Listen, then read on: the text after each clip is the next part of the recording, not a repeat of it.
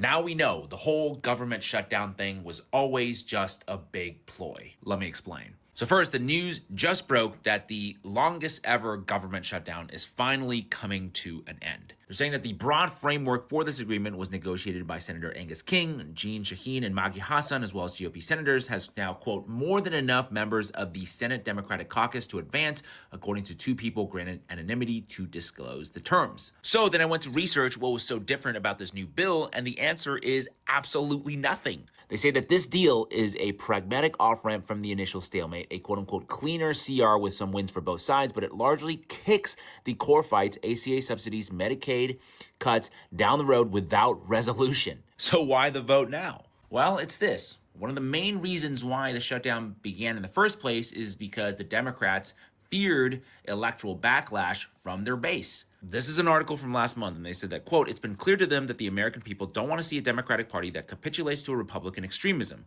They want a party that stands up for people's health care, that stands up for our democracy, and that's what they're doing now. And that message worked brilliantly for the Democrats. They absolutely shellacked the Republicans in the elections last week. And now Democrats who won their elections last week are coming out and saying, yeah, they can be done with this government shutdown now. Yeah, that big fight over healthcare, yeah, that is not even in this new bill. So we had a 40-day government shutdown, air traffic, a complete mess, massive bread lines across the country for absolutely no reason. Okay, it's all a freaking game to these scumbags, and the American people are always the one to suffer. What did I tell you guys? It's all a show. It's all a show. What was the point of them doing this shutdown if they got nothing from it? And now there is a major backlash in the Democrat Party against the Democrat leadership, the establishment Democrats. But we knew this was going to happen. We know this is part of the chaos plan that they have. They want Americans hungry, they want Americans desperate. So they have people go without pay, without benefits, without anything else, because they were pushing these tax credits for Obamacare. That wasn't even part of it. But if you weren't paying attention to the details, well, you just go with whatever is being said, whatever is out there on the news or whatever they're talking about, and none of it was real. None of it was real. Okay. And Chuck Schumer, we could get a lot into him. And have you seen his wife? I'll just say this like that, but understand all of these people, all of the leadership and establishment, they are working together to control us. They are working together to keep us distracted, to keep us struggling, to keep us poor, to keep us tired, to keep us overwhelmed. Like every minute, there's a new sledgehammer coming our way, and all in an effort so we don't really pay attention to what's really going on. So when I talk about political theater, and how this is the political theater is really a show, and this proves it outright. So while this is going on, people aren't paying attention what's happening with digital ID. They aren't paying attention in what's happening with Stargate AI, 2.5 trillion being spent in just a few months. And even Sam Altman, OpenAI, basically saying that, he's tried to walk it back now, basically saying that, it doesn't matter what we spend or our finances, because he's basically saying that the government will bail them out. They will bail them out. Now, the Trump administration responded and said, no, we won't be bailing out, but they have no choice. Like, they have no choice. The most important thing right now to our government on both sides is to push through the Stargate AI. Okay. They're not spending these trillions of dollars to let that just go. They're not writing executive orders so that AI can, pave the way for AI to do whatever it wants to essentially take over. Just to what, let that fail? Absolutely not.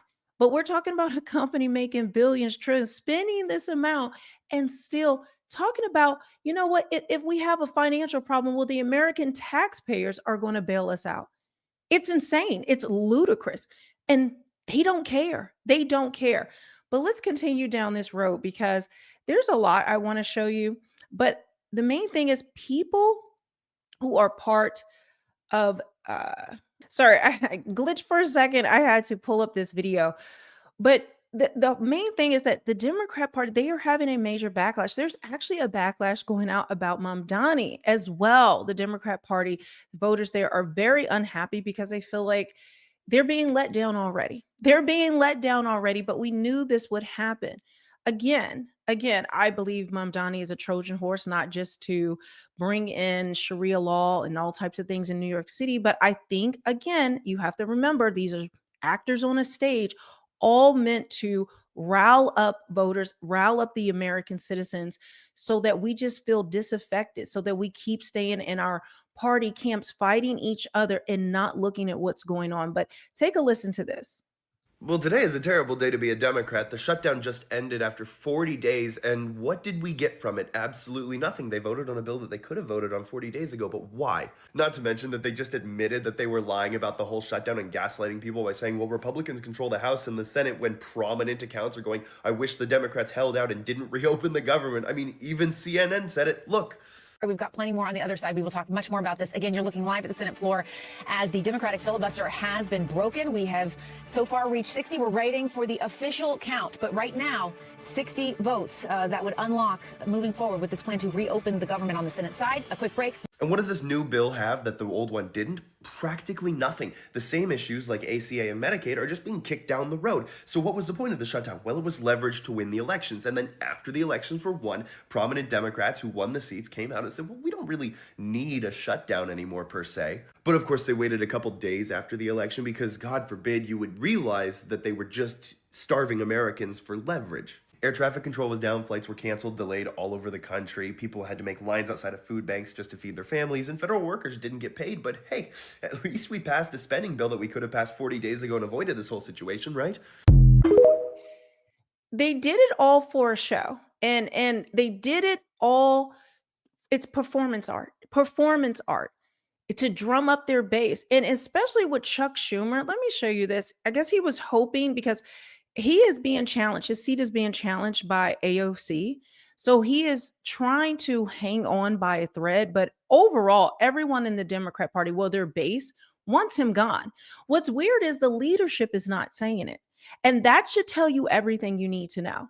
They're not in lockstep with their own party. They're not in lockstep with their own voters. They don't care what the voters have to say. It's all about power and greed and a means to an end. But we already know what is to come. And all of this fighting and all of this back and forth, well, it's going to be coming to an end soon. Like I told you, the real threat to all of us right now is the digital ID and what is happening, the social currency, where you won't be able to exist in society without it.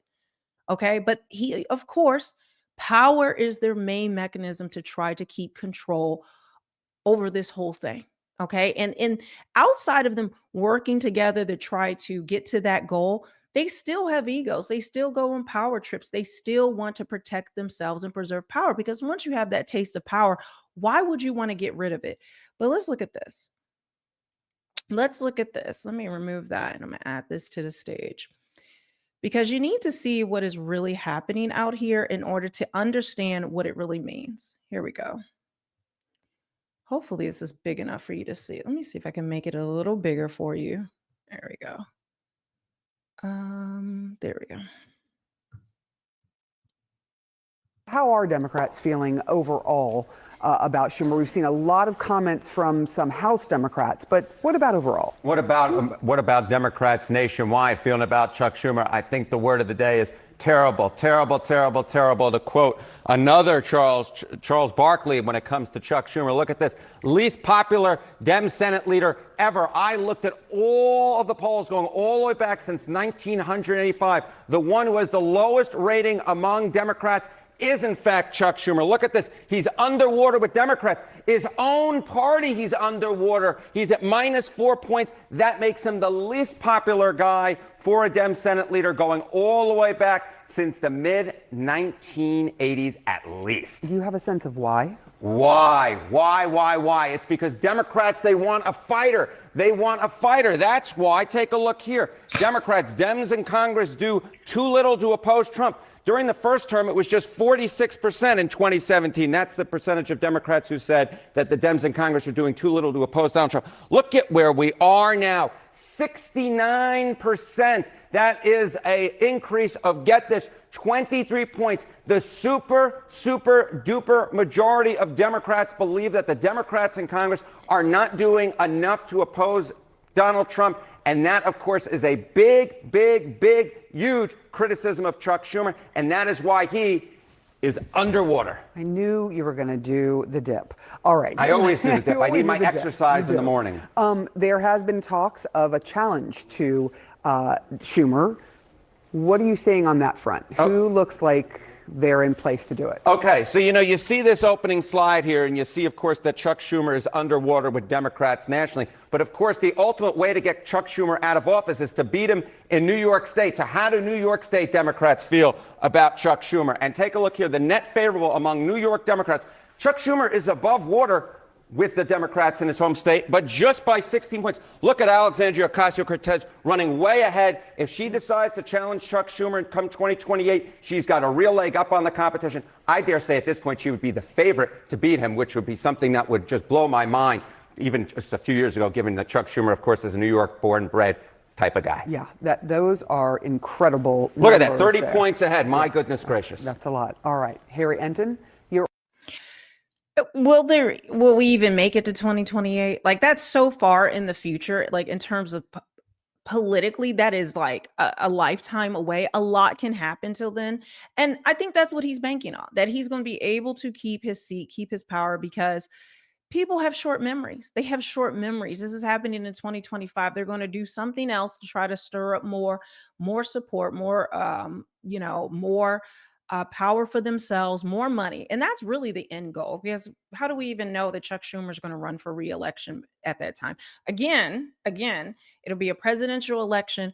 There is a lot at stake then. So I don't really take these polls and things right now as something serious that is going to affect that then. But this is to give you a beat of where the Democrat Party is right now and how they're feeling.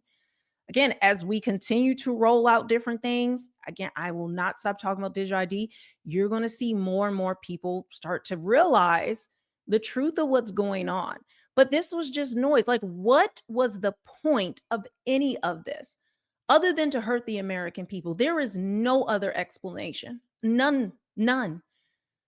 No other explanation. And it doesn't matter if you're left or right in this situation, because people who are left, right, independent, all of them were hurt.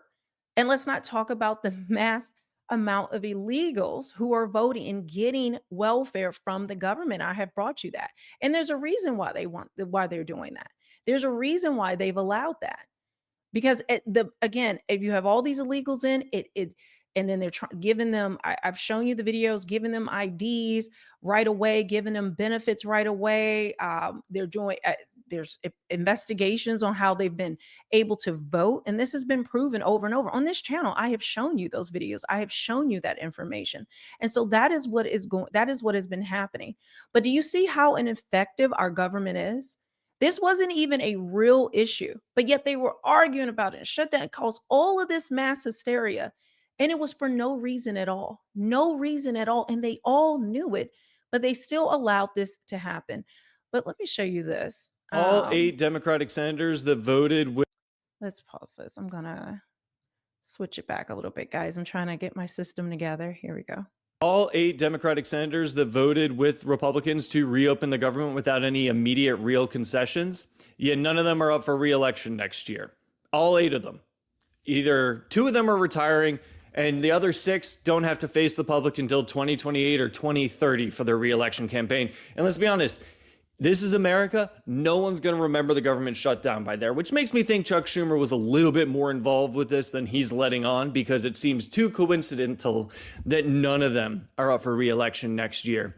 But on top of that, I see the argument that, well, we can just reclose the government at the end of January when this CR bill runs out if we don't get the votes on the ACA's subsidies and we don't extend and lower healthcare costs for Americans. One, it'll be too late by then when it comes to the subsidies. But on top of that, the public was blaming the Republicans for this shutdown, rightfully so. If Democrats are announcing now that they're going to reclose the government at the end of January, Do you think the public's going to be on our side? Sure, SNAP benefits are now fully funded through 2026, which means Republicans will not have that weapon, but they've got other weapons. And just to pray that this goes well seems misguided and short-sighted in my mind. So these are more Democrats coming runs out. Sorry, more Democrats coming out speaking against it. They are upset. They're still blaming the Republicans. I don't know how. I've shown you how that's just not true. Okay. But again, it makes you question. It makes you question everything. It makes you question, why are they doing all of this? Like, nothing is making sense. Even with Trump talking about the 50-year mortgage. Huh? That is not something, like, when we talk about people believe this country was founded, and I've been going through that with you guys, founded on all of these principles. And then the biggest lie that they have pushed is the American dream. As though this is great American dream. Where did that come from? All right. They say, oh, back in the day, people could buy a home, they could afford things. Yes, yes. Okay, I get it. But so much damage has been done to this country. Like, the American dream is gone. They have made everything so unaffordable. Unaffordable.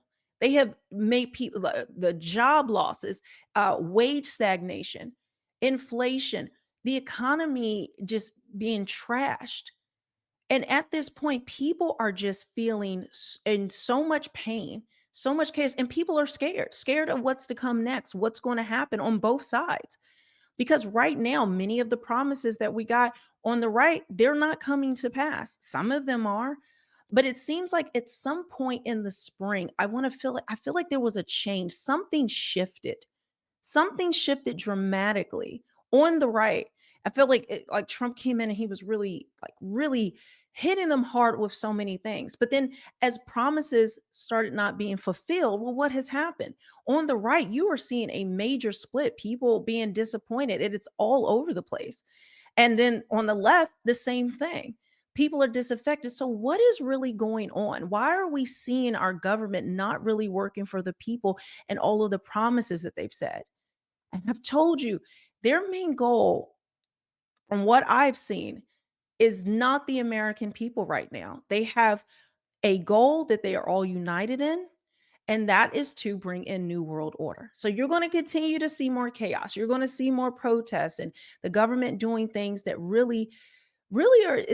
is a backhand slap to us, the people, we the people. Whether it's the illegals voting, whether it's elections, which in my opinion, no one has any confidence in these elections because really no reform has been done.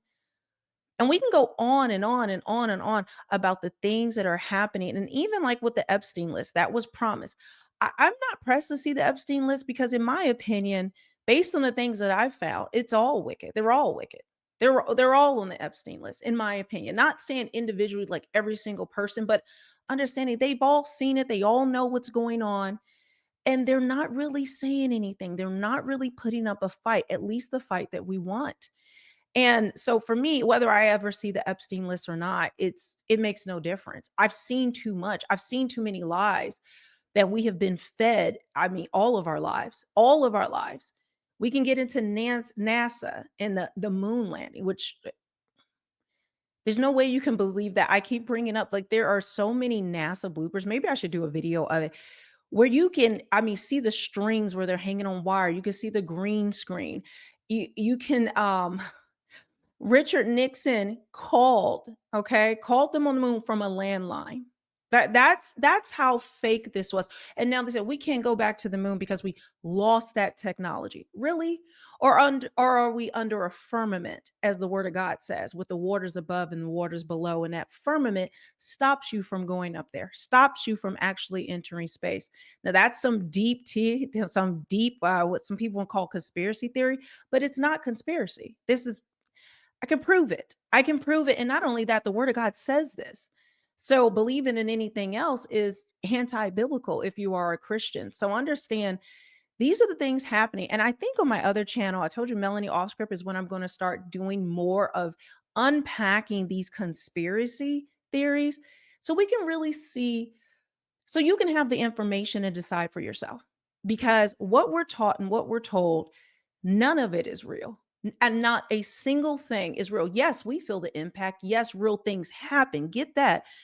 But as far as our history, the what we're taught about our country, NASA, all of these things, it's just a bunch of lies and it needs to be exposed. So if you're interested in that information, the videos that I've been bringing you guys, make sure you go to Melanie Offscript. The link will be below. Subscribe to that because I'm going to be putting out a few videos today that you're definitely going to want to see. So with that, let me know what you think and I will see you guys on the next one.